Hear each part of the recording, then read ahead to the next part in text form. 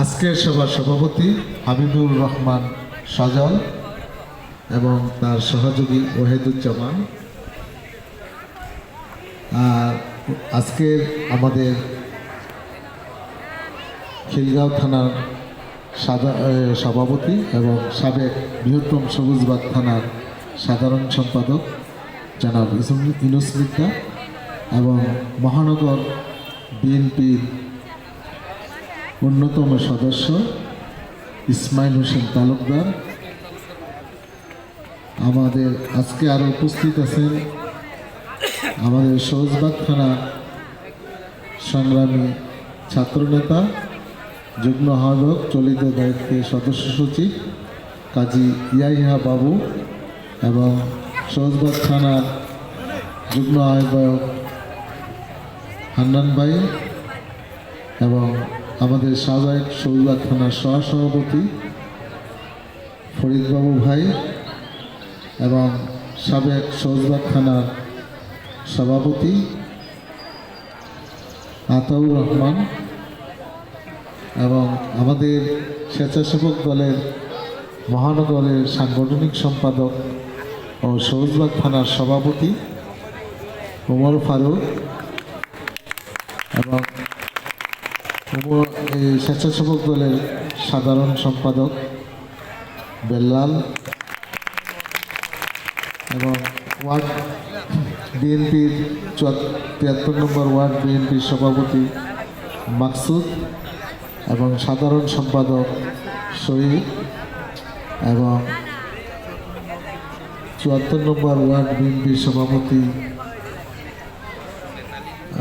নেতৃবৃন্দ এবং সামনে উপস্থিত আছেন আমাদের স্বেচ্ছাসেবক ছাত্রদল, যুবদল, মহিলা দলের আছেন। নিশ্চয়ই উনি আমাদের মাঝে হাজির হবেন, হাজির হয়ে আপনাদেরকে ওনার মূল্যবান বক্তব্য পেশ করবেন। আমরা বিএনপির আমাদের তারুণ্যের অহংকার বা আমাদের বিএনপির ভারপ্রাপ্ত চেয়ারম্যান তারেক রহমান আগামী 25শে ডিসেম্বর আমাদের দেশে প্রত্যাবর্তন করবেন। আমরা ওনাকে স্বাগতম জানার জন্য বিরাট আয়োজনের মধ্যে আছি। তাছাড়া আমাদের এই তারুণ্যের অহংকার তারেক রহমান সাহেব আমাদের এলাকায় ফ্যামিলি কার্ড দেওয়ার জন্য আমরা যদি ভোটে নির্বাচিত হই তাহলে আমাদেরকে ফ্যামিলি কার্ড দেবে। একজন পরিবারের কোনো মেম্বার হিসাবে মাধ্যমে আপনারা প্রতি মাসে আপনারা চাউল, ডাল এবং তরি তরকারি নেওয়ার একটু ব্যবস্থা আছে। সেটা ব্যবস্থা করছে প্রায় 4 কোটি ফ্যামিলি কার্ড দিবে বলে উনি আমাদেরকে অবগত করিয়েছেন।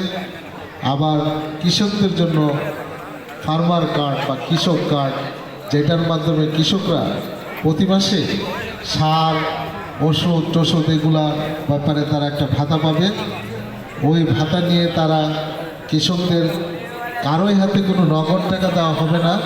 সেটা আপনি যে কোনো দোকানে গেলে আপনি ক্রেডিট কার্ডের মতো সেটা কাজ করবে।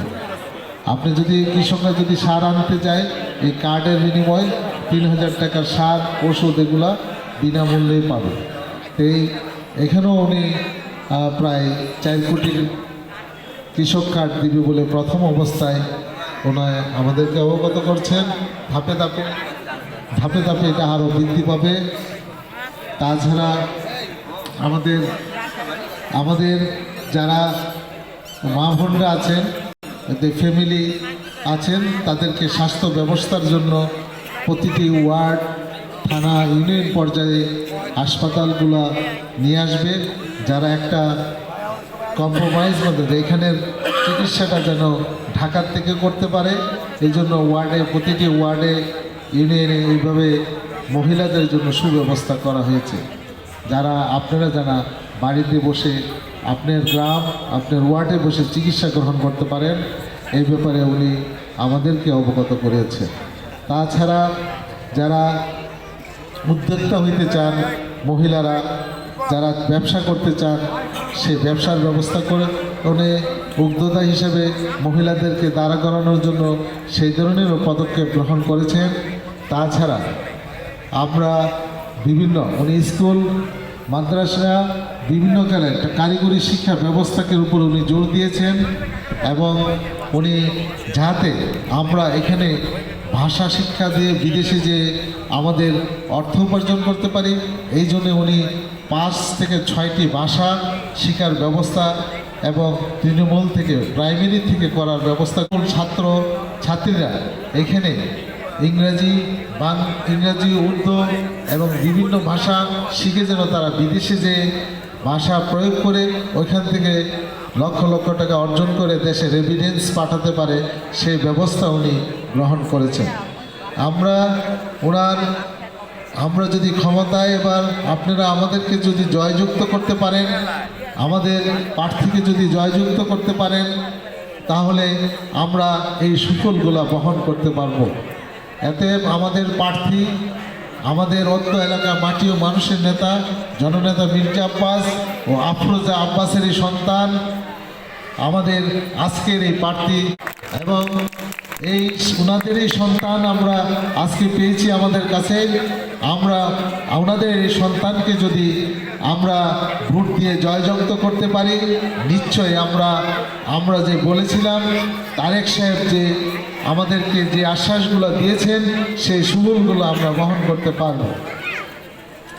আমরা ইতিমধ্যে আমাদের প্রার্থী যেভাবে মানুষ তাকে গ্রহণ করেছে, যেভাবে আপনারা যারা ভালোবাসা দিয়েছেন, আপনাদের এই ভালোবাসায় সবাই উনি আমাদের প্রার্থী অনেক খুশি হয়েছেন। আমরা বুঝতে পারছি আপনারা আমাদের প্রার্থীকে অনেক ভালোবাসেন। আপনাদের ভালোবাসায় আমরা উদ্দীপ্ত। আসসালামু আলাইকুম। আমরা উদ্দীপ্ত, আমরা তারুণ্যের অহংকার এবং এই বিএনপির ভারপ্রাপ্ত চেয়ারম্যান আমাদের এই প্রার্থীকে মনোনীত দিয়েছেন। আমরা এই প্রার্থীকে আমরা যদি জয়যুক্ত করতে পারি, তা আমাদের এলাকায় যে অসম্পূর্ণ কাজগুলো আছে তা আমরা সম্পূর্ণ করতে পারব, এবং সম্পূর্ণ করে তাহলে আমরা এখানে রাস্তাঘাট, স্কুল, কলেজ, মাদ্রাসা আমরা